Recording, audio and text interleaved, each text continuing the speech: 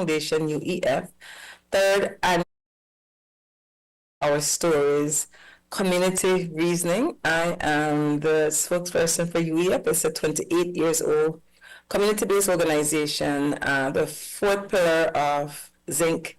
Amanda newspaper 55 years. Tomorrow, the 18th actually, is Kerm Radio's 35th anniversary, and in December will be XTV 21st on TV, 25th on radio anniversary.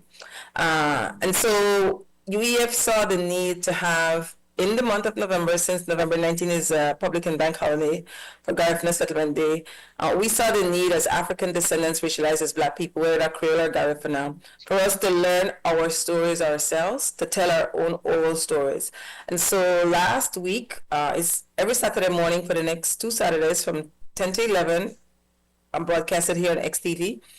And so last week we had Brother Jerry Enriquez, 100% Garifuna, straight out of Paine, PG Tongue, Toledo District.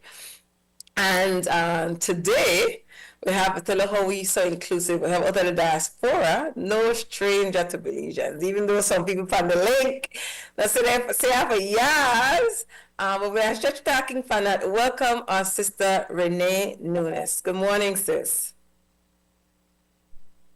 Thank you for having me. Greetings, Sister YaYa, my brother Ronald, and I could safely say also my auntie, Penny.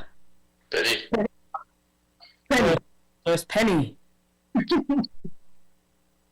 Yes, indeed. Allow us a moment, just a moment of silence, to stillness, to gather ourselves. Some of them will reach out to our African ancestors and ancestors. Before we start this morning, with just listening to the conversation, some of them were being called because, well, they didn't get called, so they didn't call. Before we left, we also close out so that if they want to go back where they come from, they could go. But once you're called, allow know that you also have to allow them to go back if they want to go, and then who wants to stay could stay. So I know we're up on the air, and so we're not used to just have dead air. So just a moment to make we center ourselves and be 100% present for this conversation.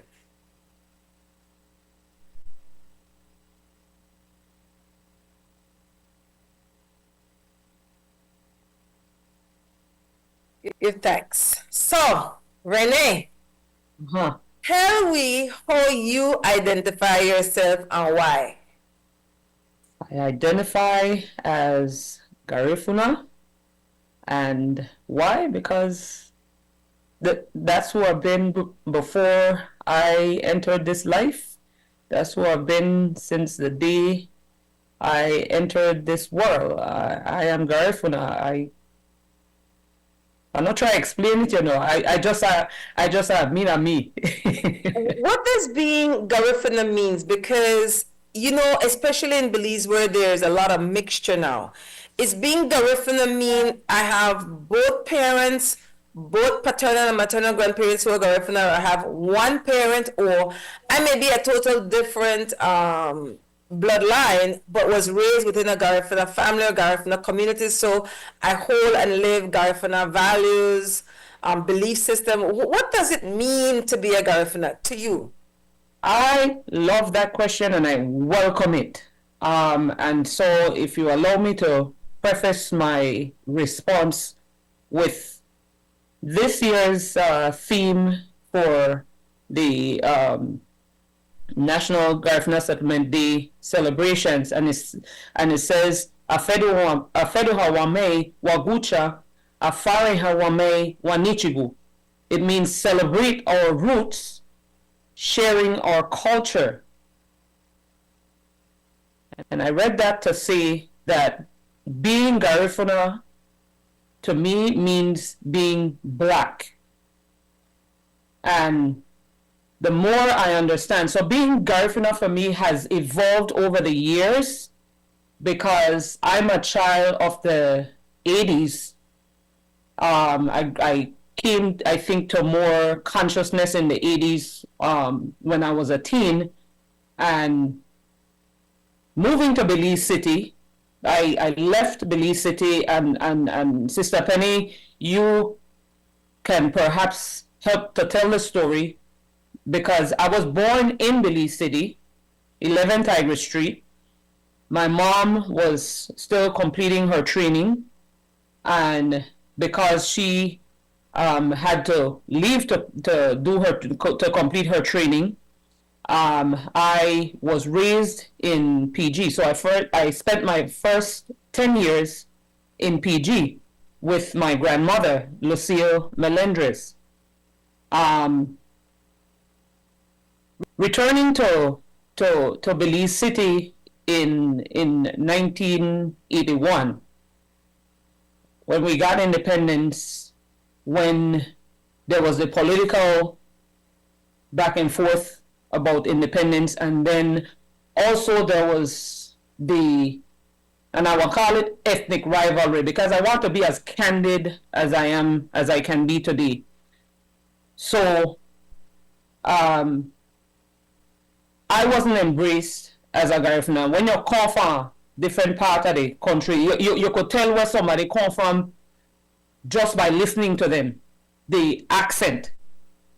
So when I call and I say she, for she, that identified me, and that got me into some situations.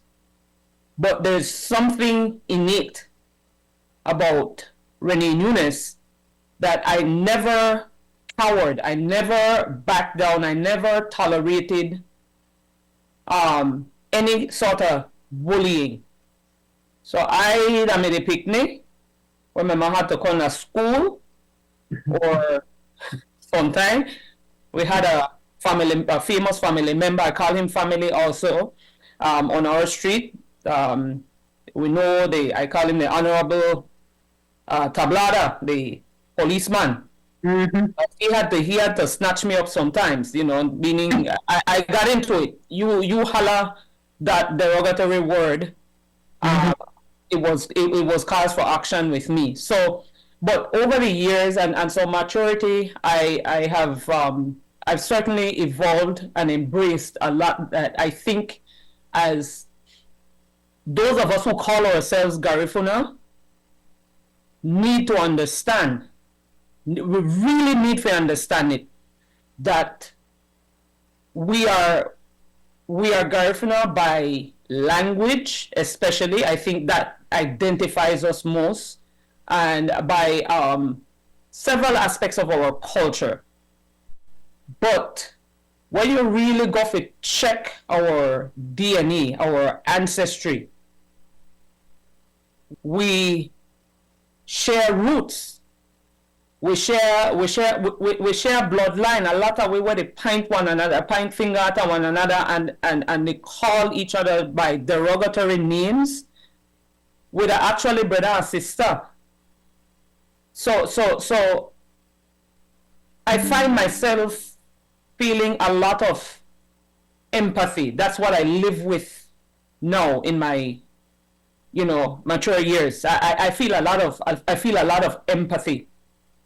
And it's not empathy that I feel bad for people who identify themselves as descendants of slaves, but people who are yet to also acknowledge themselves as, your history did not start with slavery. You were here well before slavery. So when we start to tell a story, starting with that episode in Black existence, I think we sell ourselves short. So being Garifuna to me is acknowledging and embracing everybody we're Black. And understanding that our difference is in language. I was fortunate to visit Dominica, St. Kitts, and the Dominican Republic, and I was culture shock. Was what I was very surprised by what I what greeted me, that I readily recognize these are Garifuna people, these are Caribs, whatever that translates to for anybody. We eat the same food, we have the same belief system. In St. Kitts, where I visited their National Museum, and there was an extensive display of the Jankono mask, the dress, the yellow, black, and white, or the black, white, and yellow, or the black, yellow, and white, however you know the colors align, but that is very prominent in their flags and in their existence. So for me, I believe that Garifuna, or the word that we use, is Garifuna dual, meaning practicing and living as a Garifuna person is more embracing, and part of that for me is also living with empathy. I don't know if I get too deep. No. You be 100% yourself, and I embrace that for sure. And I appreciate your honesty, because I grew up in the 70s, and in the 70s, they raised me for say other Creole, and so I could tell you, in our Creole family, we raised to discriminate against Garifuna people. That was taught in our household. And so oftentimes we don't have the conversations publicly. And that was the 70s. Here we are in 2024, and I'm sure there are some people who maybe of a certain generation still have that mindset, still set things that are offensive in a private, and then other people with their wrong chuckle or not say nothing and not stop there and say, no, in my presence. They're not holding accountable. Like you said, that has a lot to do with their individual's lack of knowledge of self. African descendants racialized as Black people, that are the first identifier when you're moving at the world, when you're looking at a mirror. You could say, yes, I'm a human being, but I look physically different. Now, they have some people identify as African descendants racialized Black. I can't tell. Like, my father would have been one of them people. Like, so I just say identity, up to the individual, but my grandfather, paternal, that we would call a Spanish man. So our father looked more Spanish. He not raised with the pa. He raised with a Black man in a Black community. So he identifies as a Black man. But he recognized that he have one level of privilege, but just because of how he look. So I born in England, but when he did at England and he offer him job, he said yes, then he said no, because he said he know my mom very melanated Davis Bank people. He said no because he know life may be different for his wife, because I see what happened with a classmates thing when they go look for job in the 60s or house or rent the England in the 60s and the discrimination. So I appreciate you expanding the conversation that the discrimination was real amongst Black people, and also because of the British knowing that African descendants, Garifuna people, were warring people. They fight for them, believe in it. So they're not, and then they come in at 1802, when the rest of the African enslaved majority of them, they're not wanting two people to mix up. In 2024, there's a need for African descendants racialized as Black people for come together and recognize we are brother and sister. What I've often said is, Rhenae in Honduras, they lead with for their Africanness or Blackness. But in Belize, NGC or other Garifuna people lead with their indigenousness, even though as a look upon it, I say them Black. And for bring that full circle, when we talk, I want you, Sister Penny, at 10:30 we're gonna open up the rest of the conversation, but I want Rhenae share, for she experienced that Belize at that time when they experienced the discrimination, what it was like with Creole families. For sure how where they live and what they teach you are two different things. So let me start that story with holding up this picture. And this picture doesn't do her justice, but I'm glad for Ronald and Ronnie boy here with us, because to me, your family and you knew my mom for as long as Yes. her. My mother was a fair-skinned Garifuna woman, two and two Garifuna, but she had to protect us because oftentimes, and people say I look like my mom, oftentimes I had to defend or explain that that was my biological mother because light skin, for whatever reason, was not associated with Garifuna. That my mom, and it so proper and it Creole so because my mom left home, she was 14 years old when she left home to move to Corozal, where she was introduced to the practice to nursing, and then moving to Belize City. Rhenae, please say your mom's name. Sister Rina Melendez. Mavis Melendez. Mavis Melendez Nunez, and middle name Catalina. Yeah. Mavis Catalina Melendez Nunez. But she for the most part lived in Belize City for over 50 years. And so Fishy Creole me Creole. So now, after living in Belize City for so many years, I no longer say she or she. I now say she. And I think my Creole get one way. But anyway, so she had to many days protect us. Even when we got to the teenage years and we started to look for boy, you know, us the girls, especially, she would actually advise us about dating a Creole brother because the family would not, you know, we're talking in the 80s, that the 80s was not, we still hadn't, you know, gained some awareness.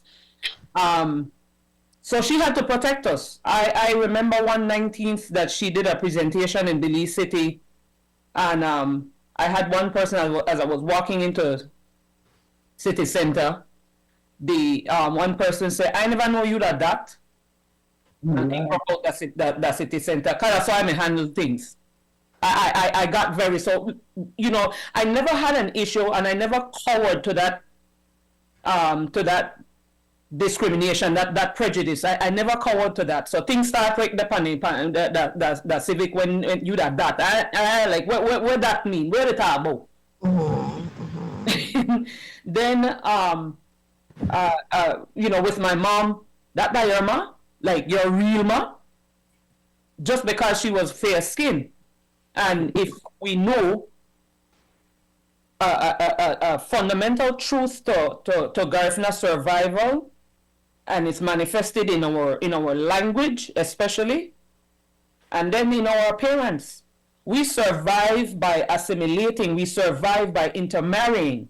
So you want to see some away with light skin like my mom, you will see some who are more melanated like me. You will see some with different texture here. I always say that the African monks when my picnic, because the other one they here like, you know, they got a curly and they got one softness in there. I that the one we call it, you know, with lead texture. So maybe I the strong here. Yeah, strong here. Because we got a confusion too. We have that confusion. We like talk about good and bad here. Yeah, man. Good hair supposed to be the lee here we got lee we curly and the hair we lee softer and that type of thing.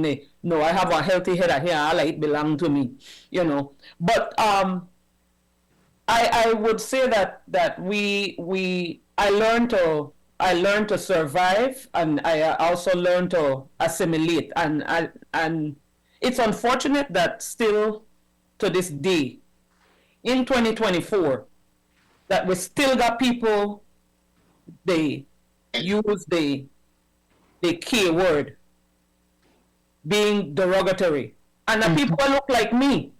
The people will look like me. We still deal with that, you know.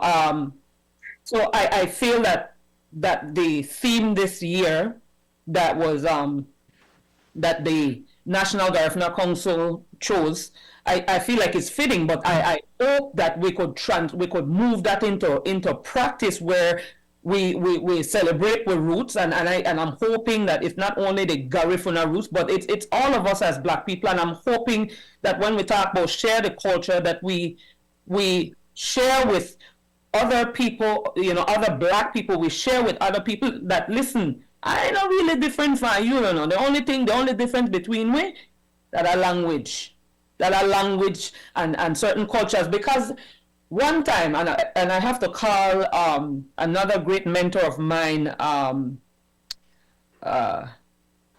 I'm forgetting her name. Why is it? Miss Manzanares. Give me the first name. Manzanares. Oh.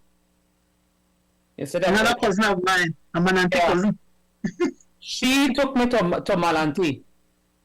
And it's the only time, no, I went to Malante twice, because afterwards I had to, it took a family trip there.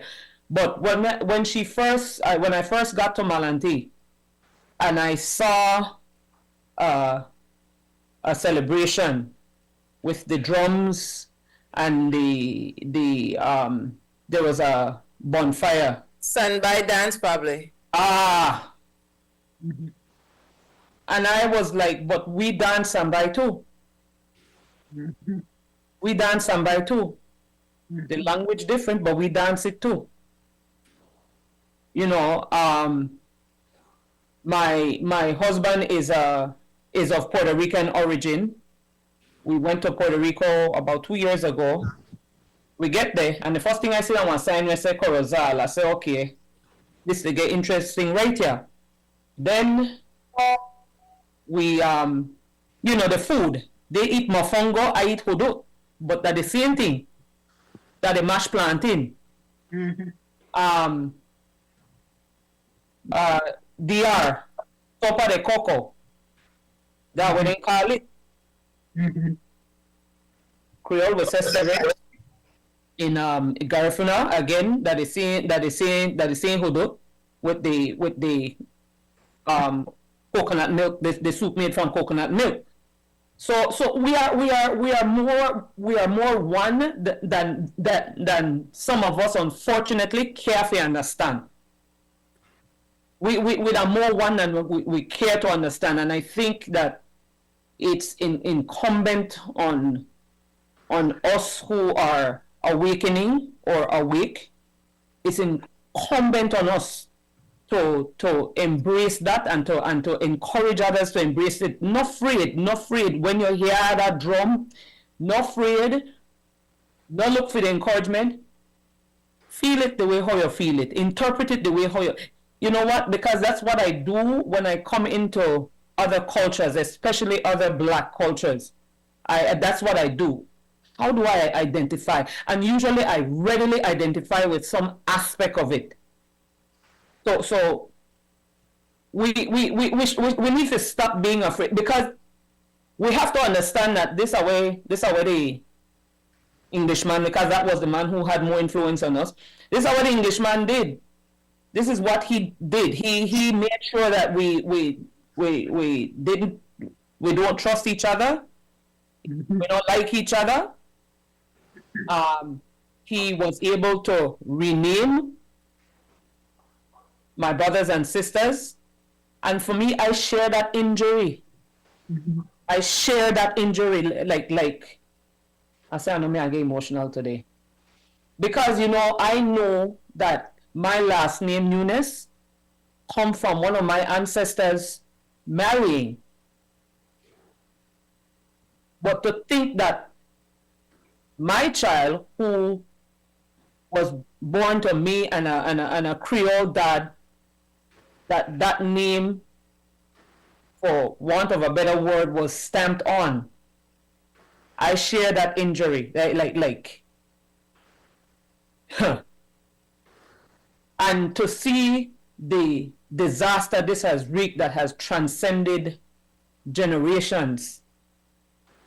And in 2024, because I had somebody utter one racial slur to me at the America, and the person lucky, he lived the distance from me.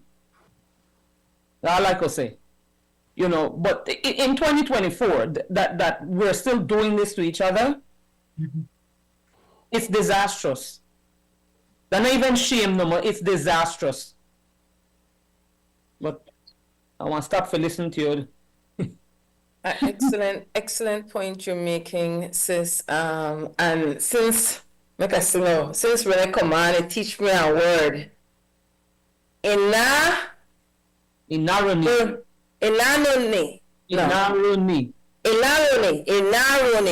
Inaroni means truth. Inaroni. And it's so important that we are truth tellers, especially when it's uncomfortable for us. And people, I find empathy in understanding that I never always aware to the level where I am now, right? So people cannot give you what they not live.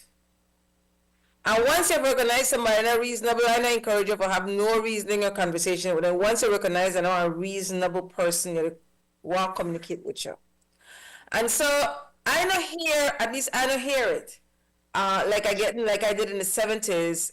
People meet one another, talk to one another, quote one another, marry one another, divorce one another, have children with one another. And all I know in black people, I know they studied their last names because that was one of the ways. Once you're black and you have what we think that was Spanish name, then you're not Creole. You're not Creole. Mm-hmm. And again that from the colonization of our people, because the Spaniards colonized for the majority part the Garifuna people, and for the so-called Creole people that the British, and so that's why they have British last names and it's supposed to talk the language, but we talk Creole, which they were language of African descendants racialized as black people. So, before we go to break, I ask you that if it mattered to you, because I know for some Garifuna families still, even in 2024, they wanted children, married, date, have children with Garifuna people. 100% Garifuna, not even one. 100% Garifuna. What are your experience, knowledge about that, and how you feel about that? It goes both ways, and if I described what I experienced as prejudice from particularly the Creole, but there is prejudice. It's not even subtle, it's overt from Garifuna people that we have educated our Creole brothers and sisters to understand that the word Gio is derogatory, it's condescending. We want you to feel bad when we say Gio, and it's not. It is not. News flash. Breaking news, it's not. But the tone in which our elders have used the word, it is intended. Rhenae? Mm-hmm. Rhenae? Yes, I'm here. I'm gonna send you a message. What, sister? Keba, 1 second. We let Sister Rhenae finish her presentation at 10:30. Then we open up to the community. Thanks. Go ahead with your thought, Rhenae. Yeah. So it was intended, and from my people, yes, to this day exists prejudice, and that is one regard that there are families where the daughter or the son, whoever married outside the culture, are shunned. And there are other issues internally, but there are families where the person who married outside are shunned by their Garifuna relatives because you're dared to do that. In my experience with my mom, it was just, oh, be careful. She feared for us. And I think because of her complexion, she was able to get around. She was able to mingle. but I experienced trauma. I really did. The early 80s growing up in Belize City at the corner of Dean and George Street, going to school, I experienced trauma because I had to deal with it every day. And many days I call home dirty when they hold me at school because I used to fight. But I see one last thing. I see what I call promulgators and promoters of the culture. And I tried to engage, but I had to distance from that simply because that is what is perpetuating. And I think that this day and age, enough of that no more. Enough of that no more. While it is important that we continue to tell our people that it is important that you learn or you perpetuate our language, we preserve our language and our culture, that important, we cannot continue to preach this division. We cannot continue to preach from a position of inferiority or superiority. We need to move towards inclusion because there are several things that are coming at us. All the way whether we're black, all the way we're black. There are things that are coming at us, and that's where I would want to move this conversation when, as we progress. There are things that are coming at us.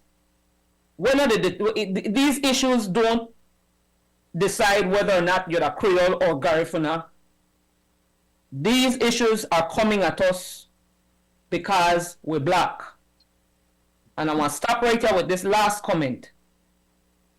Have you ever looked at our cabinet, our leadership, right now?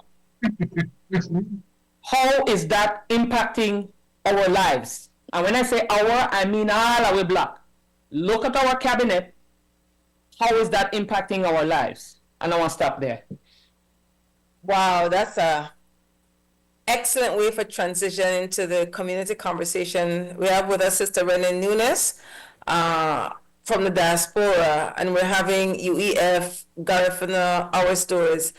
Community members, this is our part who could chime in. I know there's some comments in the chat. Kebe said, absolutely, all our blacks need to come together. By not doing so, we're buying into script of the playbook that our colonizers wrote. Thanks for enlightening our people, many of whom are still clueless about our struggle as Africans. Anybody else in the community have the mic? You could raise your hand, you could put one comment, you could just start the talk. Go ahead. For those who maybe didn't join at the very beginning, and as I had shared with you, YaYa, that Rhenae and we were neighbors, so to speak, from a Creole family, but I look at it more as we have a common African ancestry. And both our moms, her mom and my mom, and ourselves, we grew up as neighbors who were really family. And I celebrate the fact that while there are some differences in terms of ethnicity, I don't see that as anything to say one is lesser than the other, because when I think about it, I always tell individuals that I have conversations with from time to time, when it comes to these and other matters, we have much more in common than we have different. And so it is for us to recognize that when we are grounded in ourselves, we don't have to be worried about anybody else who appears to be or who are not. And so because when you are grounded, you don't have to be worried about those who are trying to create division. If you know the game that some people play, it is for us to recognize that we are not going to fall this divide and conquer, as has been the case in many instances. my 2 cents. 1 second, I forget to ask enough, please identify on yourself and then All right. Pentecostal Solar. Stuart. Originally, Ubada. The interesting thing is, like, the colonizers continue to impact us because we allow it. Because we don't have the a word I'm looking for. That inner confidence in who we are from birth, before birth. We tend to want to measure up to other people's standards instead of the ones that we are born into and the ones that we are raised into, to be proud of each other and each other's achievement.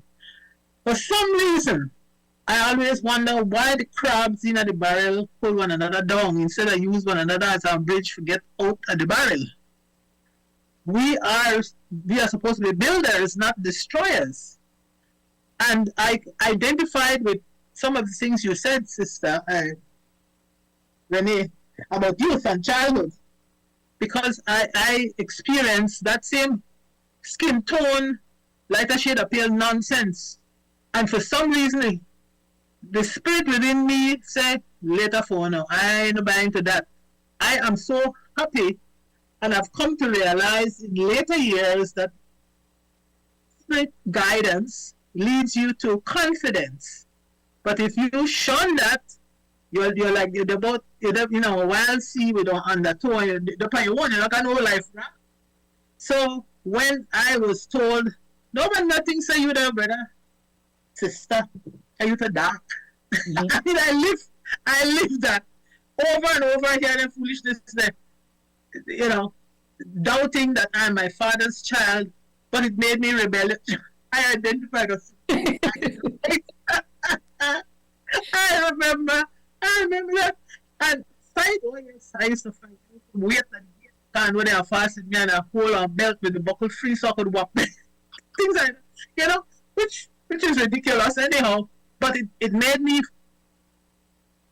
resilient. It made me realize that they were following slave masters' line of divide and conquer and discriminate against your own.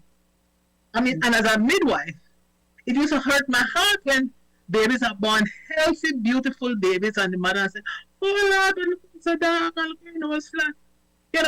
The mental slavery goes way back and it's embedded. It's like they put a chip in your brain, and the families and the generations have perpetuated it instead of saying reject. That is not so. Is not good. My child is my child. Should look like me. So I am happy to say that I look like where I come from. I can't look no other way. I am who I am. I mean, speculation of who I'm a pal and that. And it was based on those things about skin tone, nonsensical foolishness. But there was this inner voice in me that said, later for I didn't study, And you know what? The white masters that I came across I went to England at 17. So I was exposed to not only the Belizean style, but the British style of discrimination. And it irritated them that I could laugh because I was laughing at the nonsense they were coming with.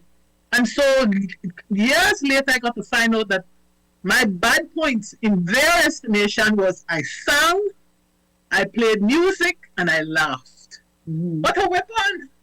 To me, that's a strength, inner strength, but it irritated me.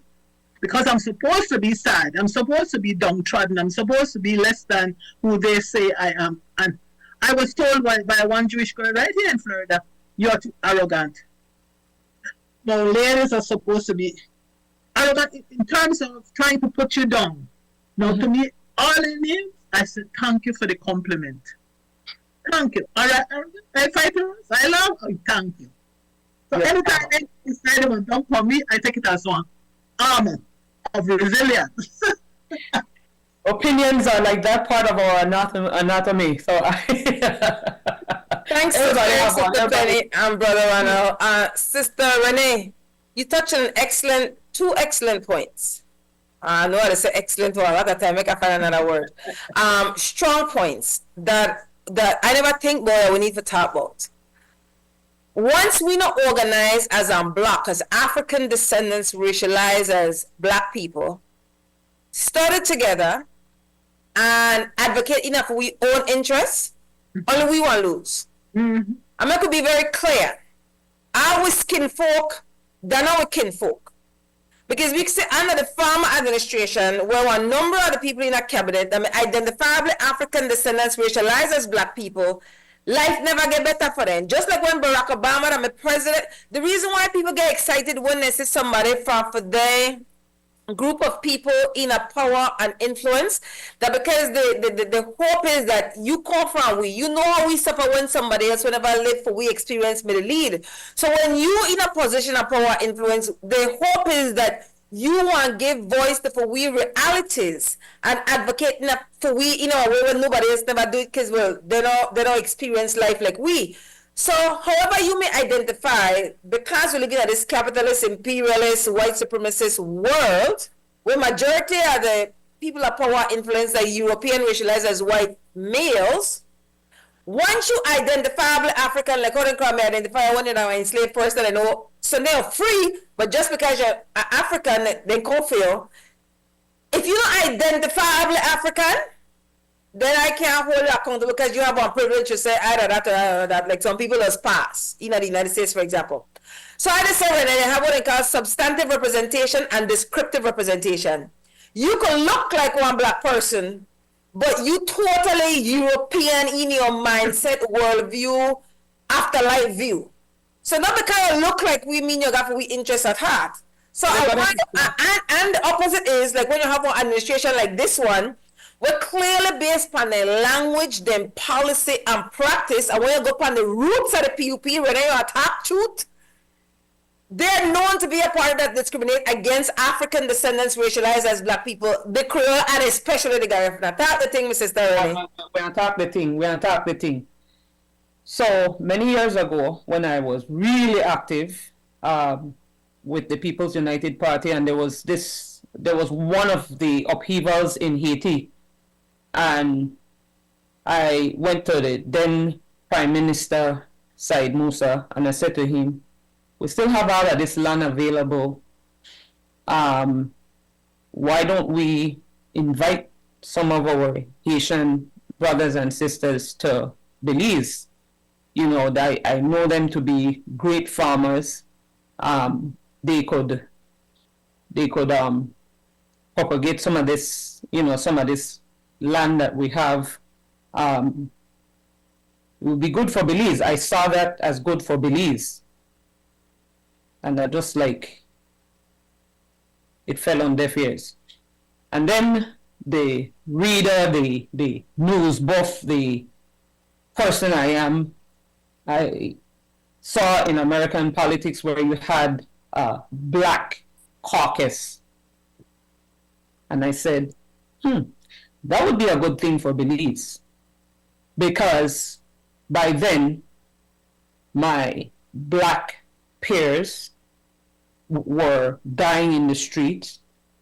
My Black peers were marginalized, couldn't enjoy the benefits of being a Belizean.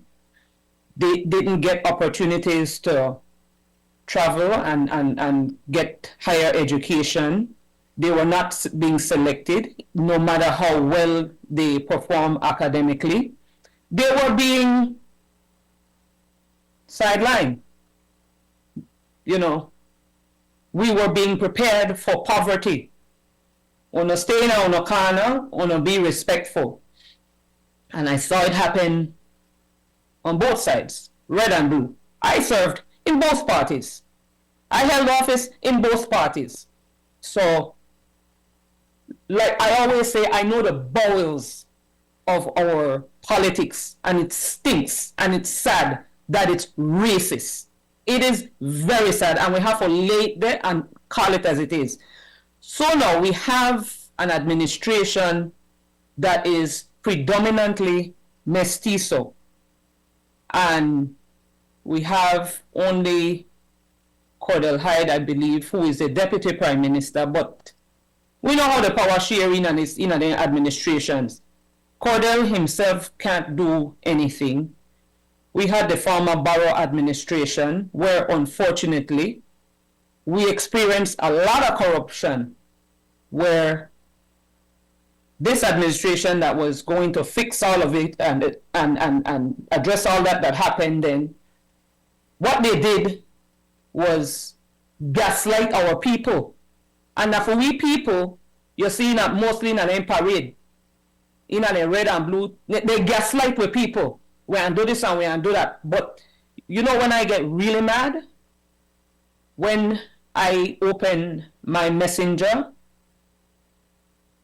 and for the few who have my number, and I get a message, I need help because I'm sick, and I can't even go to call Hushna because I have to come with money. Or they're dying. They're dying, and they can't go to the hospital and receive treatment because they're human beings and they're entitled. And Sister Penny, we could talk about this. It angers me. It angers me. It angers me. It angers me.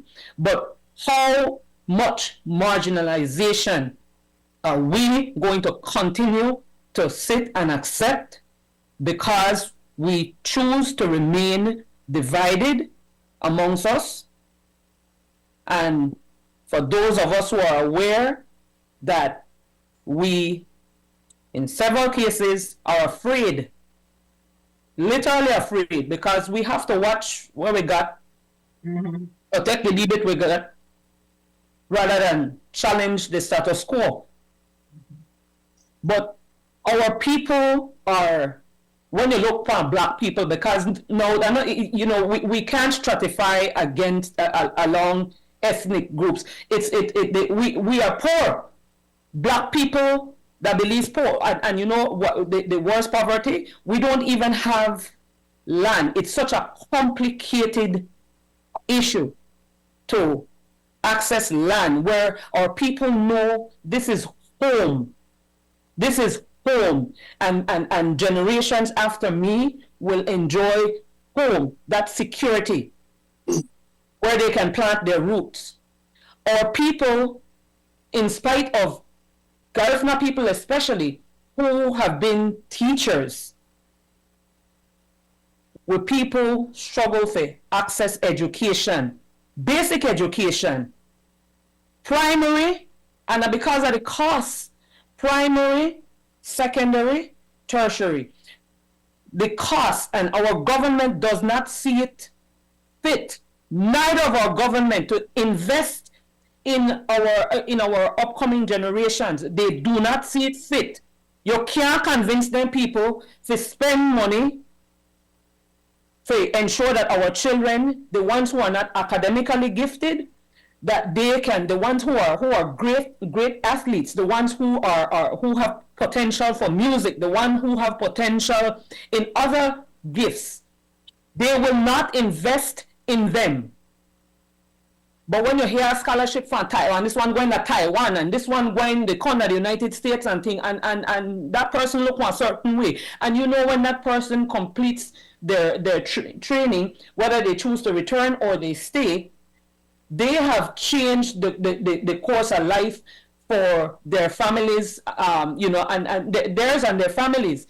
We continue to be left out. And I refer back to a budget 2 years ago, I believe, when I saw what was allotted for the Toledo district. And if you don't think of the lie, go back or look. $1.4 million. And I said, how the heck does $1.4 million suffice? When you look at what they're spending, and I know only the point on this administration, but I'm sick and tired of the betrayal.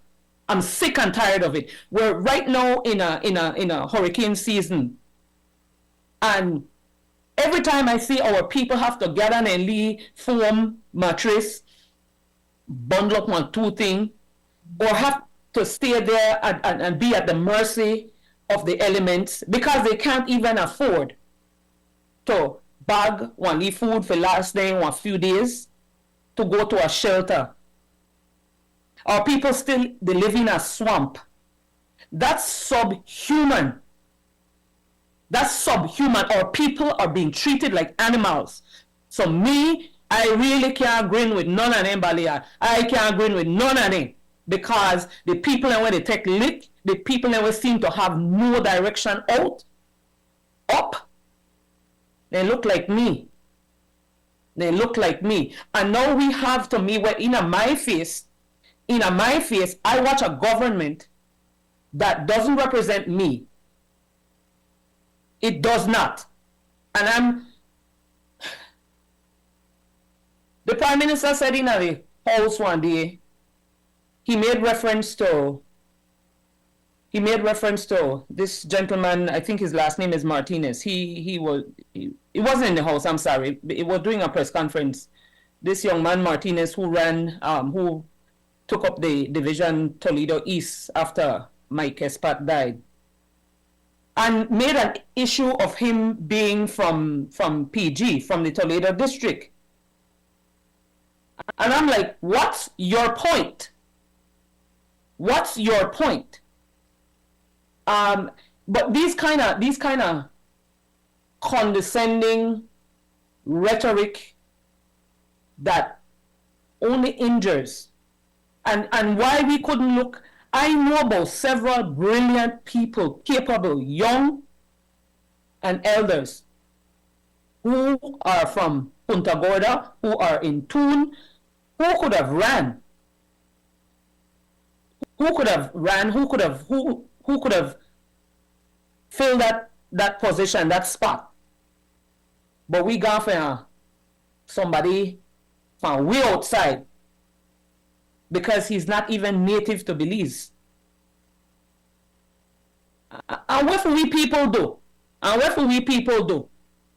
We keep putting these oppressors in positions. We keep enabling our own punishment. We sponsor it. It's a vicious cycle that we allow this. No part of Belize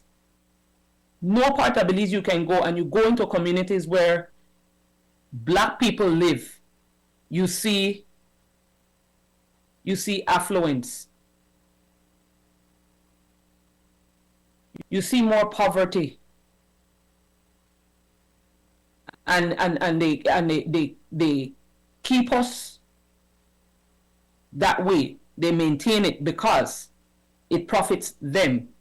Christmas they call, and when people in one line up for getting free ham and then turkey, and then going home go bacon and one burn down their house. You know. They want burn down their house. All these things gonna happen. We leave boy where one can't get the whatever toys and whatever goodies they want for Christmas. They want they out there. They rob. You know, it's a cycle, and these people don't care. They don't. I say all of that to say we need to recognize what is before us. That we need to come together.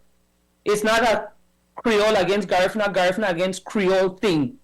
We black people that Belize need to understand we're at the bottom of the totem pole. Rhenae, and all that you say I support. One of the issues is that oftentimes when we look for leadership for people who we think that people. So it might not be black people first off. The people we think that people first have, often they're not black people because very colonized mentally. Secondly, we think they have to have colonial papers. So once you come with some kind of colonial papers, then you're a people. So you within the Garifuna community, where they got pencil and my pencil, and still find that roots people would have said NGC don't represent we. I don't know who they represent, but they don't represent we. But I said, but always tell me that thing one-on-one, but I don't see the whole NGC accountable publicly NGC the run, NGC are the only group that I know of who have a memorandum of understanding with one political administration for talk on behalf of Garifuna people. I have UEF would want the same position for African descendants racialized as black people. So before we close out, I want to address that and a colonial people one really thinks that when they show up in spaces and they talk that you for listen to we. And I say one of the getting colonial papers a European worldview most of the time when they come with listen to your elders, listen to then they're the wise people. Somebody can get your 2 cents for that. That's my brother Jerry Enriquez Jain. The story at NGC that one anomaly, it because it should have, at least NGC should have sought to a seat at the table. NGC to me is totally disconnected. They prefer to keep things in the esoteric, meaning not only if they know, not only if they understand, and I've seen some projects that they're working on, but again, the rest of the Garifuna population in Belize is disconnected. There's a disconnect. And our people are going through things that the NGC just does not represent. So I can only echo what you just said, that there is a problem, but we need to organize. And I need to hold myself accountable also. But I've been more of a rebel in terms of being okay. I thought this was that, and I can't deal with that no more, and I think that fake. So I know to deal with that. But we need to have more conversations like this. We need to reach out and talk to our people and find a way to work together to ensure that we have a seat at the table. I don't think we could do anything about government, no matter which party. I don't think we could do anything about them, but we need to find a way to have somebody in government, since they're then the policymakers, that they hold the bag. We need to have somebody there or people there who represent our interests. The margin of poverty continues to grow in Belize. And majority of that sector of our population are black. We need somebody who will sit down at the table and go to bat for we to ensure that we pick in and get education, to ensure that when we people and show up at a hospital, you not get turned back because you're not got money.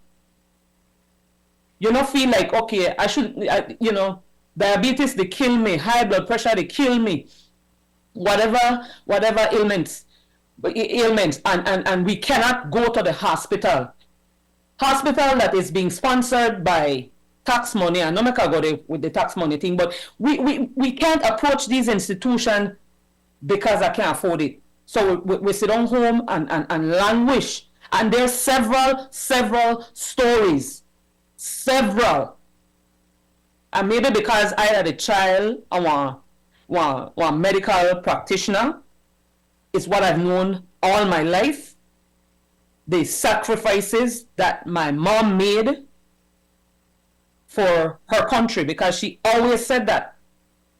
I know when she got the offer to work in Canada, in the United States, all the way to Germany. And she said no. She said no. I want to serve home. But for we live in an era now that we kind of, what is it? The Carl Rhenae is a quasi-government institution where government, they put money in there, but the people there can't just go to Carl Rhenae and get basic respect and treatment. They have for the sell barbecue, they have for the beg. I lost a friend recently to cancer. And we said, well, there's no cure for cancer, we say. But the fact that she languished before she died. She languished before she died. My former partner, Glenn Tillett, who were approaching the 1-year anniversary of his passing, went through a lot to raise the funds for his treatment. It's sickening that in 2024, this is the situation that Belize. Two things: health and education. Two things. It aggravates.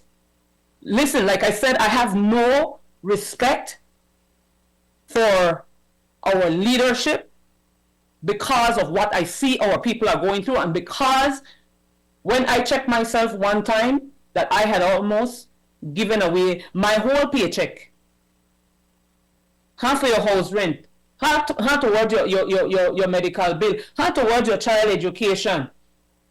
And when I check myself, half towards your water bill, half towards your light bill. We get those messages. And then we get treated like, those are we who come out here and look for Lee better. We get those messages. So not tell we that life not hard, that Belize. We know how hard, because a lot of us, I personally know, if I not send a Western Union every Friday, some people would have starved. But this is no way for our people to be living. This is no way for our people to be living. Why don't we have a system that helps our poor people? Listen, rich people not have to vote. They don't have to. That for we poor people in their slippers, in their chancla, put on the blue shirt or the red shirt and get out there and fight and make fools of themselves. I witnessed one thing front of UDP office the other day. And none of it was amusing to me. That for we people and black people out there, they fight. For them people where we they make rich.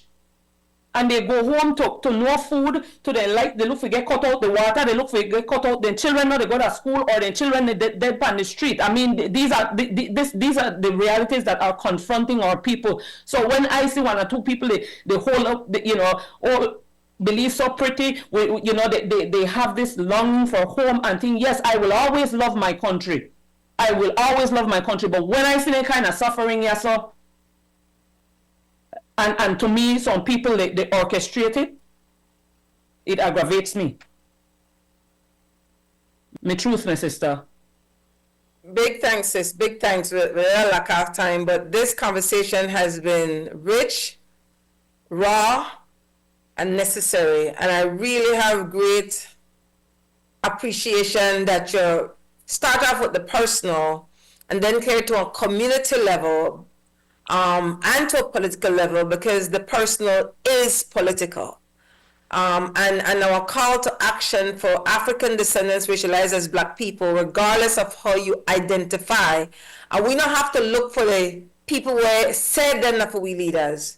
We, the everyday people, where they have their liberty, need to have these conversations. And I give thanks to Zing Fence for having our own media house. So when we have the conversations, and you could go to YouTube, XTV Belize, Facebook, XTV Belize, share the link, listen at your convenience.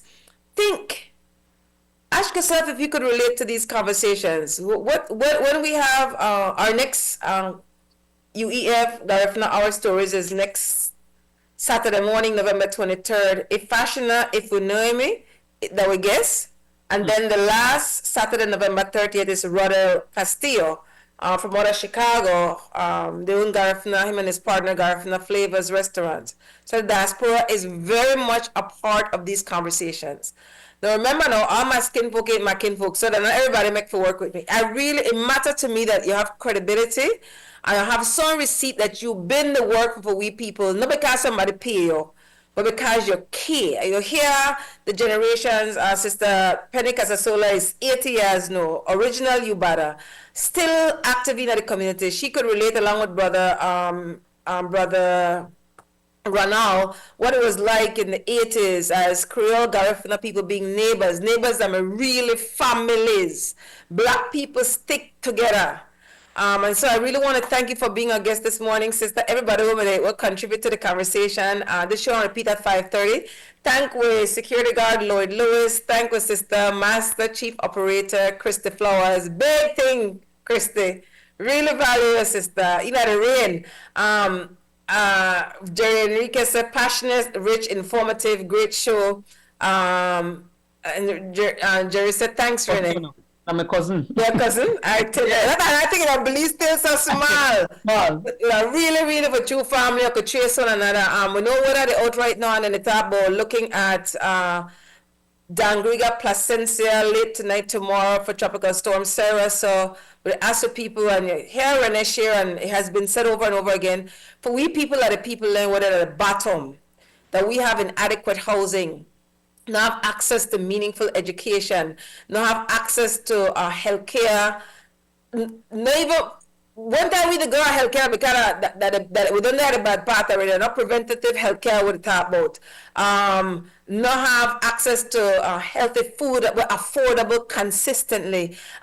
Everything we're supposed to need for live as a human being, black people that are bottom. And indeed, give thanks to African descendants, racialized as black people there, diaspora way.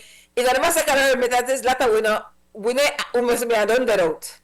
The remittance are really one lifeline for a lot of Belizeans, but we talk specifically these conversations about African descendants, racialized as black people, and we need to stand up in that 10 toes deep and say, Chinese people look out for Chinese people interests. Business people look out for business people interests. Christian people look out for African people need to get comfortable with this is a black people interests. You can feel how you feel if we don't look out for it, we won't look out for it for we. So thanks again, everybody. Rhenae Nunez. Only the people want to save the people. Amanla. Ingo.